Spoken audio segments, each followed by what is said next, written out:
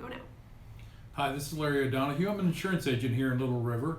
I've been here for about 2.5 years. I'm from Washington, D.C., where I've been an insurance agent for 47 years. I want to have a little discussion, thanks to the graciousness of the Chamber of Commerce here in Little River, about insurance coverage and the COVID-19 in your business. So I just want to start out by saying nearly all businesses here on the Grand Strand have been in some way, shape, or size been affected by the COVID pandemic. Clearly, the hospitality entertainment business has had a significant impact on their business revenues for 2020. By impact, I mean anticipated gross business income is down. This discussion and several to follow, provided it gets a thumbs up from the Chamber of Commerce, will review when and where you may be eligible for property and casualty insurance claims relief. In other words, what's a covered insurance claim and what's not. First item on the list would be business interruption insurance. Big discussions sometimes during the hurricanes that your business is shut down and that you've suffered loss of income, loss of revenue, but your expenses don't go away. So therefore, when you purchase property insurance, either on your real estate, your building or what have you, some of that income could be just in rental income, or you have business personal property to cover your inventory, office equipment, etc. And as a result of a covered claim, your business is shut down, business interruption insurance will come in and pick up your expenses. A basic insurance policy for property and business would basically cover named perils. What that means is if it's not one of these types of losses that you've incurred in your business, you're not covered, okay? Basic personal property or business property coverage would include fire, theft, vandalism, glass breakage, and other perils. Again, this could be for your building and or for the contents to your office or your storefront. An all risk policy, on the other hand, lists the exclusions. Everything else is covered.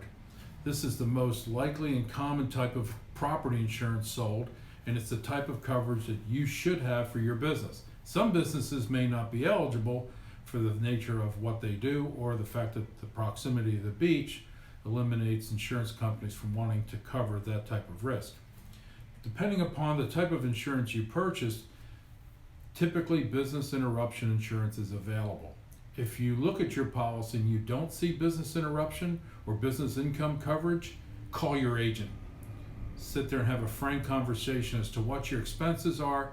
It could be for 3 months that you might need the coverage until your insurance company rebuilds your business. It could be a year that's covered under a lot of statutory policies, and it's got an amount. The amount is flexible. The more you need, of course, the more it goes up. But this becomes an accounting function. You have to be able to prove to your insurance company what your loss is. That could incur, maybe let's say you keep your payroll going during a 3-month period where your business is down from a covered loss. Your payroll is very expensive. It's the best way to keep your employees on staff, and your business income insurance can cover loss of income, including loss of payroll. So it will pay your payroll expenses.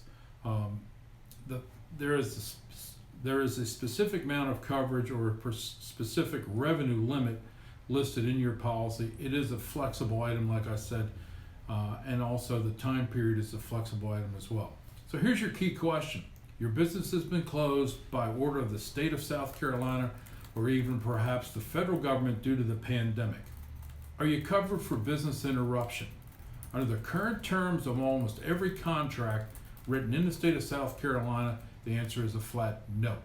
It's not a covered peril, okay? And on top of that, as I said, there are exclusions to eliminate the pandemic from coverage. Those exclusions could be listed as in communicable diseases or bacteria. It's not that we look for reasons to deny your claim, it's just these are claims that we are not anticipating would be covered under your policy, and therefore there is no upcharge or extra charge to give you pandemic or disease or communicable disease coverages. For instance, you are not covered if the health department closes your business for mold or vermin or vice or anything of that nature. It's just not covered. Okay, you can buy specific insurance to cover pandemic closures of your business and business interruption. Companies that come to mind that I know that have purchased it, have been purchasing it for decades, would be the International Olympic Committee, the National Football League, and other organizations who have risk managers on staff full-time that can sit there and advise them it's worth spending the X number of $1 million a year to get hundreds of millions of dollars back.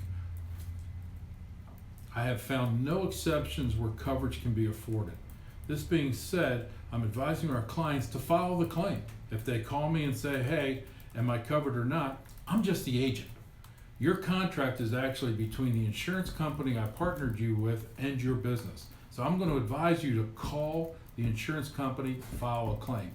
Even if they reject it, should circumstances change in the future and the government become involved and change the insurance industry's mind, and I'll get into that in a minute, you have already filed a claim. You've already put the insurance company on notice.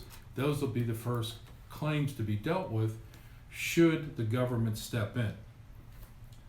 Now be aware, I know I'm active on social media, and a lot of my social media threads now are from attorneys all over the United States saying that if you've been denied for business interruption insurance, contact us.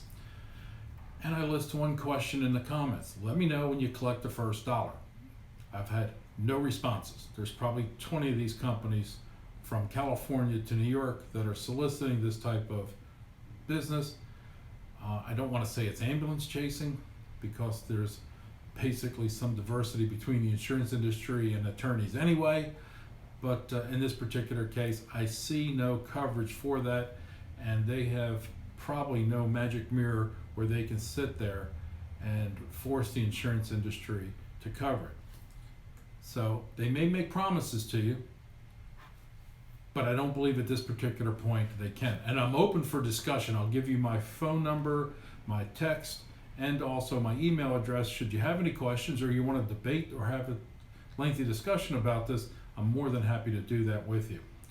But throughout the United States over the last month or two, as I purvey the insurance industry, the legal industry, and the COVID, I'm constantly looking at different websites, both legal industry and insurance industry, to see exactly where and when the COVID might provide coverage by insurance companies.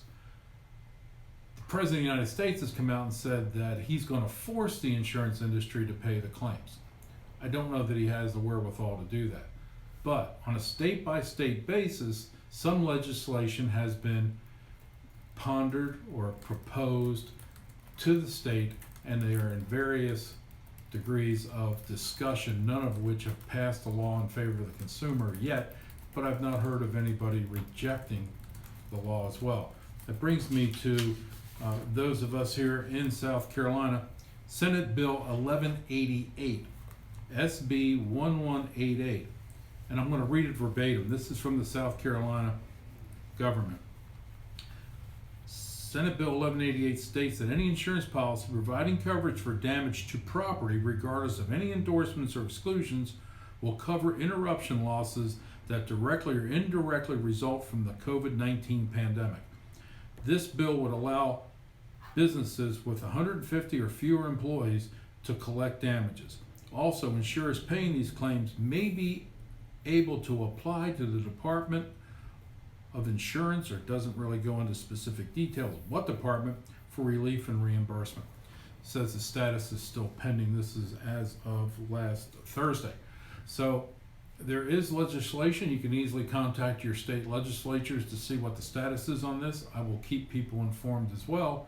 But at this particular point in time, my advice to you, don't hold your breath, okay? It's just, I don't know where the money's going to come from other than taxes, okay? So if they pay you now, they're going to tax you later. That may be a benefit to you. It may not be a benefit to you. It doesn't really specifically state what type of business income solution they will give you, but everything's worth looking at, and we'll keep you informed here. I'd like to come back and discuss a couple other areas where the COVID could be very appropriate to your business insurance. Number one, workers' comp. Is there coverage for employees who contract the disease? Okay, we'll talk about that in length in the next conversation. And what happens if your customer sues you alleging that they contracted the coronavirus due to your business activities? The biggest issue there is, will your insurance policy defend you? Does it provide legal defense? There are a lot of scams out there. There's a lot of other people trying to take advantage of business owners during the COVID. We'll talk a little bit about the scams in the next segment as well. Be wary if it sounds good or sounds too good and someone's going to provide you insurance during the COVID. More than likely you're going to be scammed, and I really would hate to hear and see that occurred. My phone number, 571-233-8525. It's a DC cell number, 571-233-8525. I'm available for texting. My email is larry@covering-you.com. That is our marketing company. What service we do provide is a complete analysis of your business insurance needs, no matter how big or small. We will sit there and ask you to voluntarily give us information so that we can provide you the best coverage. At that point, you can decide how much you want to buy.